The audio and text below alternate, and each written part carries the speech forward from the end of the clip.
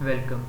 So, today in this video lecture, we will discuss and understand most repeatable MCQs regarding the field of electrical engineering power. And from that, first MCQ is which of the following does not change in a transformer? So, transformer में कौन सा parameter है जो change नहीं होता? तो इसका answer है frequency.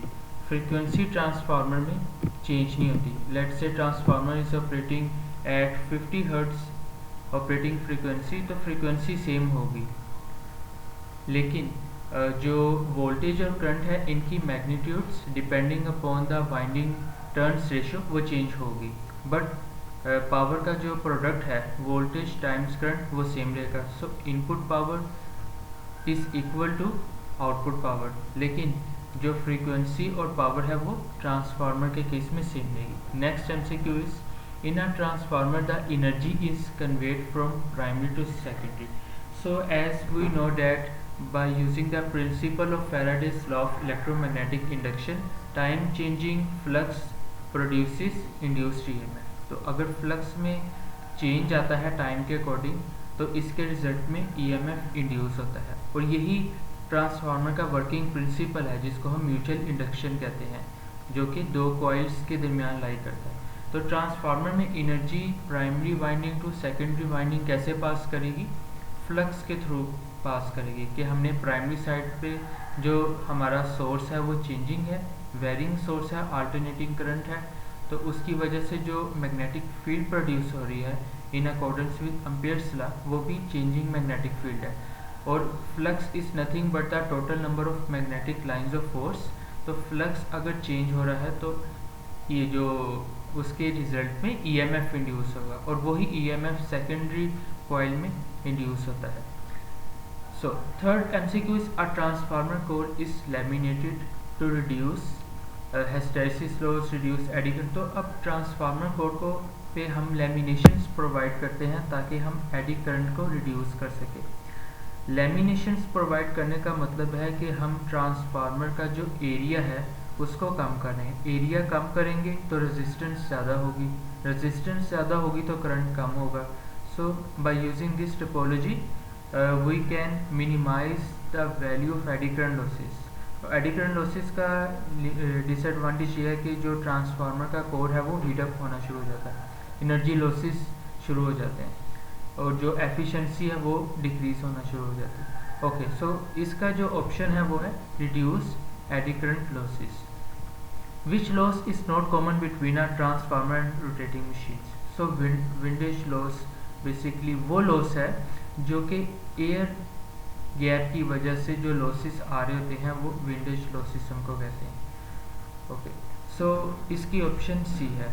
Okay, fifth MCQ is the degree of mechanical vibrations produced by the laminations of a transformer depend on.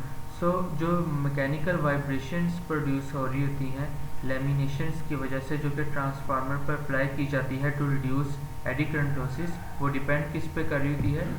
Tightness of clamping, gauge of कि उन लैमिनेशंस की गेज क्या है, साइज ऑफ लैमिनेशंस ये उन लैमिनेशंस का साइज क्या है. साइज ज़्यादा होगा तो मैकेनिकल वाइब्रेशंस ज़्यादा होंगी. इसका ऑप्शन है all of the above. Okay, so the no load current down drawn by transformer is usually what percent. तो नो लोड का मतलब है कि हम ट्रांसफार्मर की जो सेकेंडरी वाइंडिंग है उस पर हमने कोई भी लोड अप्लाई नहीं किया. लोड भी डिपेंड करता है उसकी नेचर पे, रेजिस्टिव हो सकता है, कैपेसिटिव हो सकता है, इंडक्टिव हो सकता है. लेकिन इस केस में हमने ट्रांसफार्मर की सेकेंडरी साइड पे कोई लोड अप्लाई नहीं किया, तो सेकेंडरी साइड पे लोड अप्लाई नहीं किया तो करंट भी ड्रॉ नहीं होगा. तो यही वजह कि जो प्राइमरी साइड पे करंट है वो बहुत ज़्यादा स्मॉल है, अबाउट 0.2 to 0.5%. इसकी ऑप्शन है A. In case there are burns on the edges. So transformer की जो है हमने लैमिनेशंस प्रोवाइड की होती है उनके एजिस बर्न हुए होते हैं. उसकी वजह ये होती है कि जो एजिस बर्न होने की जो मेन वजह कि हिस्टैरिसीस लॉसेस ज़्यादा हो रहे होते हैं. Hysteresis losses is nothing but the magnetization and demagnetization of a ferromagnetic material of transformer. तो ट्रांसफार्मर का जो कोर मटेरियल होता है वो फेरोमैग्नेटिक मटेरियल का होता है जिसमें relative permeability is very very large greater than 1 होती है। तो अब कोर को हमने जब मैग्नेटाइज या डीमैग्नेटाइज कर रहे होते हैं कंप्लीट एसी साइकिल में, तो उसके रिजल्ट में जो हीट प्रोड्यूस हो रही थी, एफिशिएंसी कम हो रही थी और जो उसकी लैमिनेशन है वो बर्न होना शुरू हो जाती है एक्सट्रीम पॉइंट पे। Okay, the path of a magnetic flux in a transformer should have low reluctance. जो मैग्नेटिक फ्लक्स होता है, जो कि total number of magnetic lines of force हैं, उसको पास करने के लिए रिलक्टेंस जो सी है वो कम होनी चाहिए। जो इम्पीडेंस है वो इलेक्ट्रिकल सर्किट से रिलेटेड टर्म है और जो रिलक्टेंस है वो मैग्नेटिक सर्किट से एसोसिएटेड टर्म है। इम्पीडेंस ओपोजिशन अपोज करती है करंट के फ्लो को और जो रिलक्टेंस है वो अपोज करती है मैग्नेटिक जो फ्लक्स पास कर रहा होता है ट्रांसफार्मर के कोर से, उसको अपोज करती है रिलक्टेंस। तो आइडियली तो रिलक्टेंस ज़ीरो होनी चाहिए, बट रियलिटी में इसकी वैल्यू जो है वो मिनिमाइज की जा सकती है। No load test on a transformer is carried out to determine. So no load test हम परफॉर्म करते हैं ट्रांसफार्मर के no load losses find out करने के लिए, और इसके जो नो लोड लॉसेस के साथ साथ कोर लॉसेस फाइंड आउट करने के लिए, आयरन लॉसेस फाइंड आउट करने के लिए हम ट्रांसफार्मर की जो सेकेंडरी साइड है उसको ओपन कर देते हैं और इसके थ्रू हम नो लोड लॉसेस की वैल्यू फाइंड आउट कर लेते हैं। तो इसका आंसर जो सा है वो मैग्नेटाइजिंग करंट एंड लॉस है। तो जो मैग्नेटाइजिंग ब्रांच होती है जिसमें हमने एक रेजिस्टेंस अटैच की होती है जो कि कोर लॉसेस को रिप्रेजेंट कर रही होती है, और एक इंडक्टेंस होती है जो एज अ मैग्नेटाइजिंग कंपोनेंट होता है। तो उस मैग्नेटाइजिंग करंट की वैल्यू को फाइंड आउट करने के लिए जो ओपन सर्किट टेस्ट या no load test, core losses, iron losses, ये सब फाइंड आउट करने के लिए नो लोड टेस्ट परफॉर्म किया जाता है। Usually on LV side, low voltage side पे हम नो लोड टेस्ट को परफॉर्म करते हैं। Okay, the dielectric strength of transformer oil. So transformer oil is responsible for providing insulation between primary and secondary winding. तो transformer की जो primary और secondary winding के दरमियान जो इंसुलेशन प्रोवाइड करती है, जो कि as a dielectric insulation provide कर रही है, वो ट्रांसफार्मर ऑयल है जिसकी डाइलेक्ट्रिक स्ट्रेंथ 33 kV होती है। तो डाइलेक्ट्रिक स्ट्रेंथ मीन्स कि वो कितना ज़्यादा हाईली इंसुलेटेड है अगेंस्ट कंडक्शन। ओके, सो सुप्रीमम test is conducted on transformers to determine. So Sumner's test is conducted on transformers to determine temperature. So transformer का अगर आपने टेम्परेचर मेजर करना है तो आपको ये टाइप ऑफ टेस्ट परफॉर्म करना पड़ेगा। The permissible flux density in case of cold rolled grain oriented steel is. So flux density is nothing but flux per unit area. तो पर यूनिट एरिया में से जितना मैग्नेटिक फ्लक्स पास कर रहा है उसको हम फ्लक्स डेंसिटी कहते हैं। The efficiency of a transformer will be maximum। तो ट्रांसफार्मर की मैक्सिमम एफिशिएंसी कब होती है? जब कॉपर लॉसेस जो कि I² R लॉसेस है वो आयरन लॉसेस के इक्वल हो जाए। इसकी ऑप्शन है डी। ये बहुत ज़्यादा पूछा जाने वाला most repeatable MCQ। And no load current in a transformer lags behind the voltage by about 75 degrees. तो no load current in the presence of no load current in the absence of load।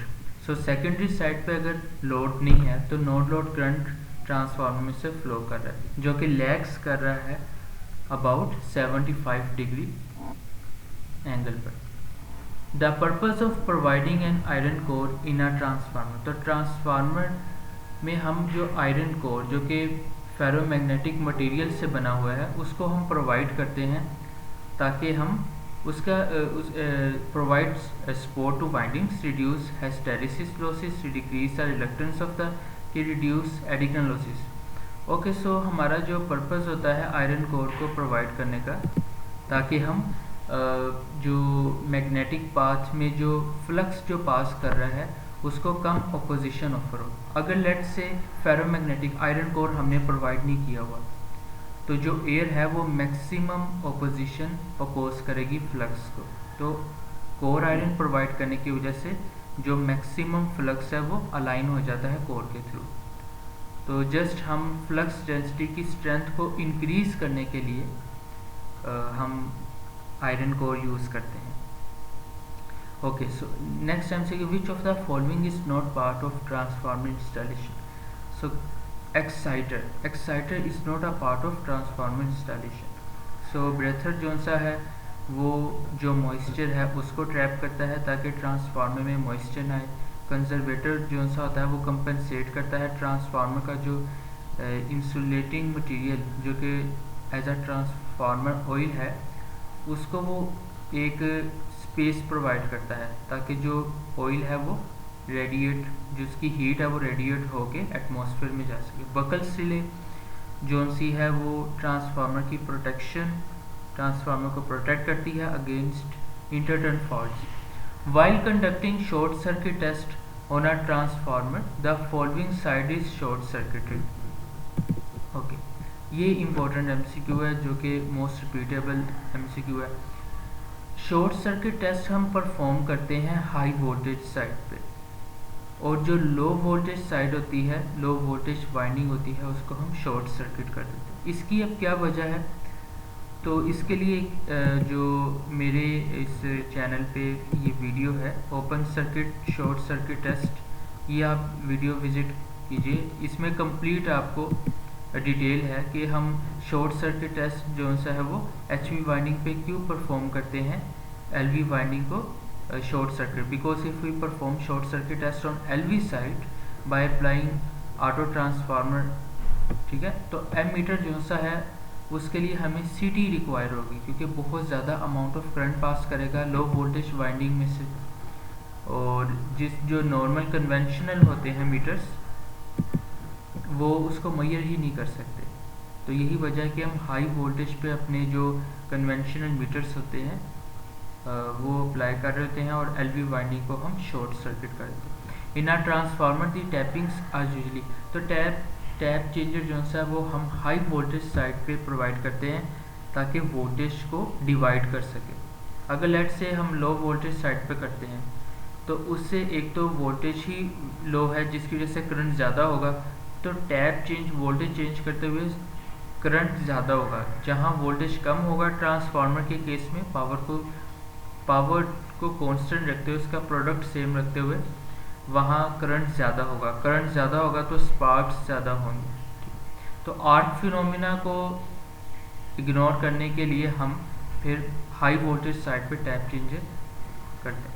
The use of higher flux density in the transformer design, तो अगर flux density, flux per unit area ज़्यादा होगा तो इससे जो wait पर KVA है transformer का वो कम होगा। ट्रांसफार्मर की जो पावर रेटिंग है वो KVA में की जाती है, इसकी भी वीडियो लेक्चर पड़ी हुई है।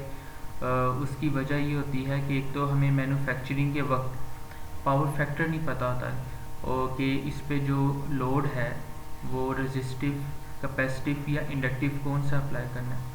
और दूसरी वजह ये होती है कि ट्रांसफार्मर के जो लॉसेस होते हैं वो वोल्ट्स एम्पेयर्स पे डिपेंड कर रहे होते हैं। जो कॉपर लॉसेस है वो करंट पे और जो आयरन लॉसेस है वो वोल्टेज पे डिपेंड कर रहे हैं। तो ये कंप्लीट वीडियो है, या जो KY transformer rating is expressed in KVA, तो ये वीडियो लेक्चर पढ़ा हुआ है, उसमें मैंने कंप्लीट उसको डिस्क्राइब किया हुआ है इसी पॉइंट को।